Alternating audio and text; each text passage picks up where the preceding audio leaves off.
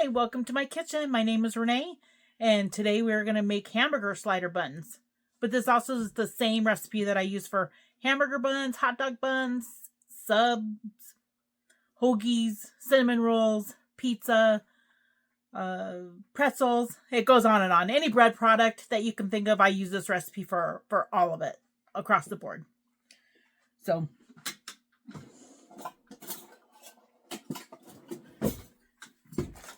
all right, so we're just going to jump right in. I do 3.5 cups of flour. Depending on your humidity for the day. Sometimes you need to add more, sometimes a little less. We'll keep an eye on it. After you start doing dough more, you'll learn the tricks. So there's 3.5 cups of flour. And then we may need more flour for later. We'll just keep an eye on it. All right. And then put it in the mixer here. So 3.5 cups of flour and then 1 teaspoon of salt. In this measuring cup, we're going to do 1 1/4 cup. 1 1/4 cup. That's going to go in the microwave for 1 minute, and I'm going to temp it. What we're aiming for is 110 degrees. In the mixer, just to give it a little pre-whisk, I'm going to whisk that flour and salt so it's evenly combined. I'm going to make slider buns for dinner, and then I always make up extra slider buns. So you can use it for sandwiches, or my favorite to do with it is making breakfast sandwiches. You can put eggs, bacon, cheese, and serve it on that little dinner roll. It's reading between 107 and 108. We're really, really close. I'm going to just put 10 more seconds on it. So if you're making this along with me, we have our 3.5 cups flour and our 1 teaspoon of salt in the mixer. And then in here, we have our milk. 3 tablespoons of butter.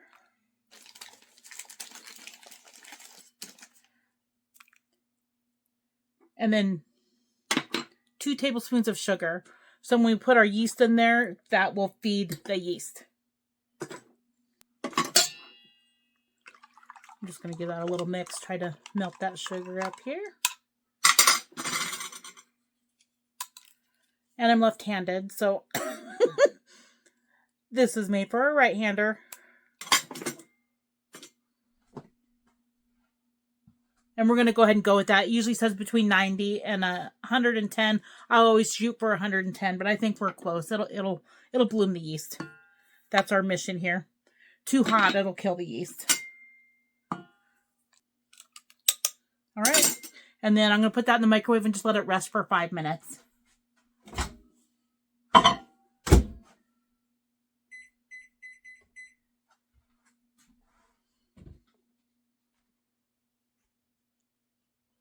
All right, see how the yeast bloomed? You can see it's foamy right here. So the yeast is bloomed. And also that's a good way to test your yeast. If it's good, it'll bloom like that. All right, we're going to add that to the mixer. I like to give it a little scrape so nothing's wasted here.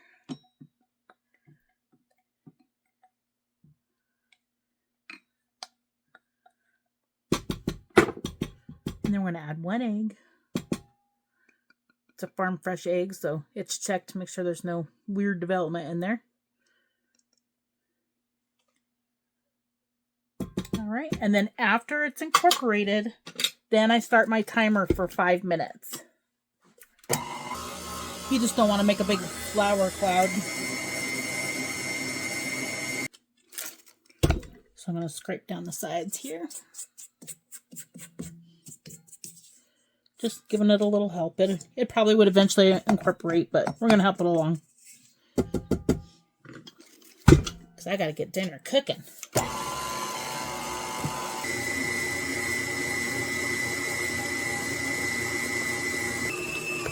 Looks a little sticky, but sometimes after you start kneading it, a 1/4 cup of flour here.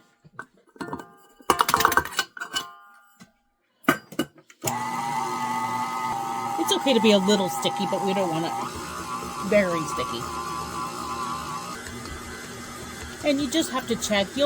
Once you start making bread more, if it's super sticky, add a tablespoon of flour at a time. You don't want to add so much where you're going through all this work. You don't want your bread to be dry. So I just started the timer. I put it on for 4 minutes since it's already been going a bit. And we'll just keep an eye on it. So they usually say between 5 and 8 minutes. I usually stop at 5 once it's incorporated. One of my favorite memories growing up is there was a neighbor. Her first name was Betty. And she had 5 little kids running around. And I remember walking into her apartment. And it smelled like heaven. She made fresh bread all the time. And I'd walk in and she'd give me a big old piece of bread with butter on it. It was amazing. And that is what sparked my interest in wanting to bake. You can see it's not too sticky. It's a little tacky, but not too bad. It's a little stuck on the bottom. So I am just going to release it from the hook here.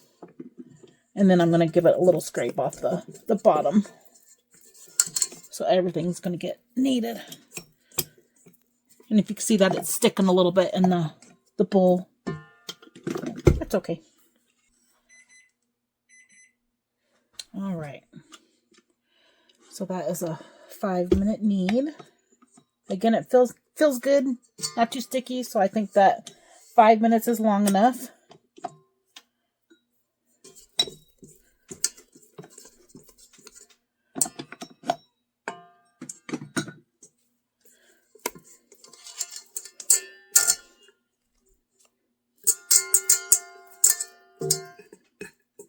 All right. Doesn't that look good? Oh my goodness. All right. So one of my tricks, what I do. So I use it. If you have an Instant Pot, this will speed up your process by 30 minutes. So instead of letting it rise for an hour, let it rise for 30 minutes. So on the pressure cooker, I'm going to hit start. It's on the yogurt setting. I'm just going to hit start. I have an 8-inch round silicone that I like to put in the bottom of the pressure cooker. Then I take olive oil. And I'm going to spray it and spin. I'm going to take my dough.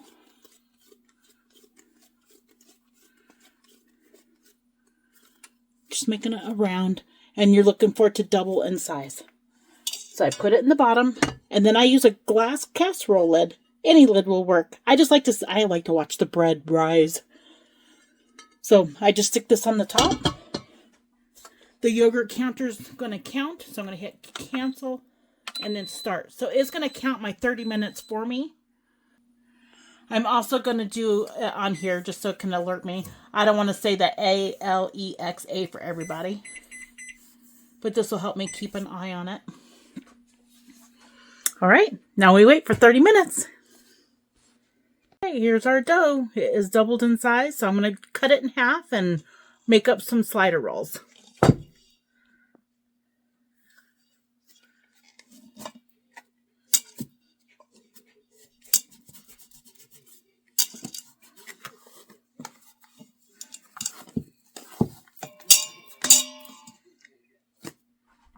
I buttered up a dish here. All right, I'm going to cut them into triangles. I do not weigh them. I try to get them as close as possible to the same size. If I was selling them, I would weigh them out.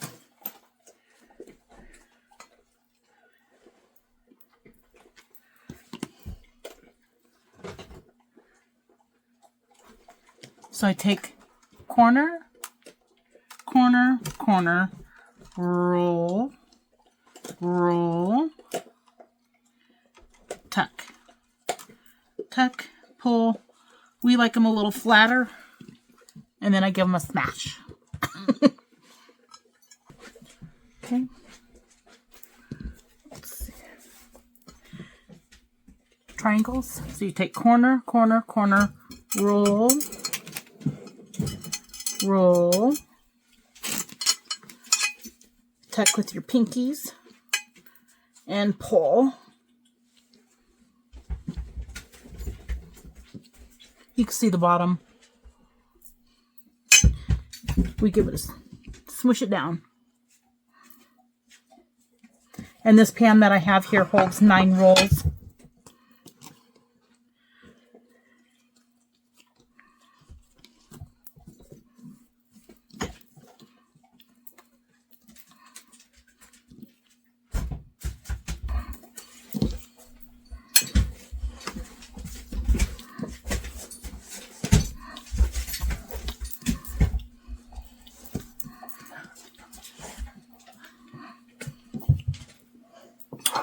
All right, so here's the rolls. So these go in the oven right now, 350 degrees for about 15-18 minutes. You want it to be about 200 degrees on the inside if you temp them. So I find that if you let them rise for another 30 minutes, then I feel like they're more tender. But you could go into the oven right now. If you have the time, let them go for another 30 minutes. Little trick that I do here is I put them on top. I put them on top of the pressure cooker, and then I'm going to cover it with the towel because it's already warm, and then again just let it go for another 30 minutes. All right, the rolls have risen. I'm going to go get them in the oven. Again, 350 between 15, 17, 18 minutes. If you know your oven, you know. But the goal is to have 200 degree internal temp.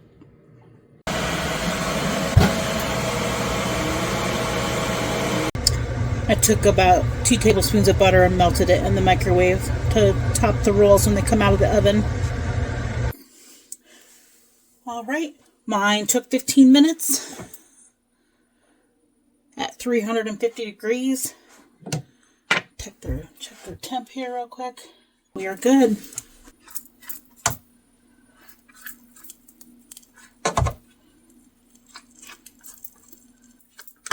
And I got this casserole dish at a thrift store for about $2.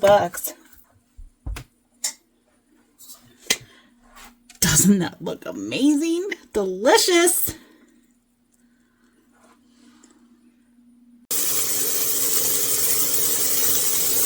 Alright, so I put the hamburger in the screaming hot pan, and then I take the bench scraper and I'm going to smash it. It can get very hot, so be careful or put on the oven mitt.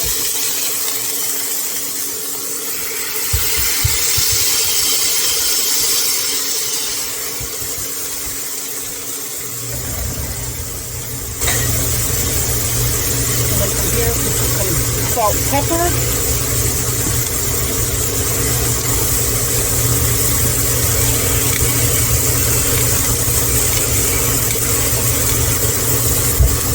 Have it on a medium-high heat. All right, these look ready to turn here. Ooh, doesn't that look so good?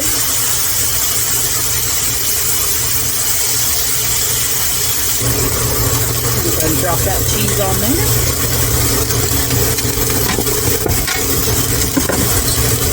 And then I have these silicone lids that I love, so I'm just going to put that across the top.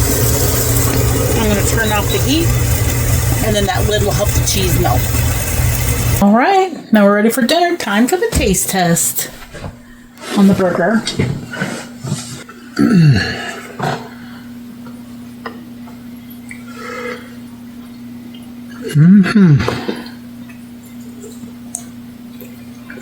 Hot and delicious. Love the homemade buns. Delicious. Don't get any better than that. All right, Rixie approved. Have a great night. God bless. Good night.